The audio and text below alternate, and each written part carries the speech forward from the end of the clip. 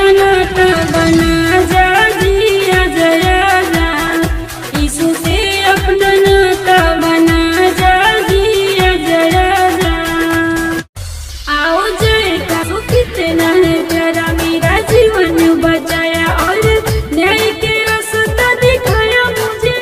मेरे अंदर शैतान कर रहा था परेशान और यीशु ने उससे छुड़ाया मुझे। मेरे दिल की दरवाजा उसने खोल दिया। मेरे दिल की दरवाजा उसने खोल दिया। मेरे लिए आया यीशु, तेरे लिए आया, अपनी छाया में छुपाया जिया जया जया जया। यीशु से अपना नाता बना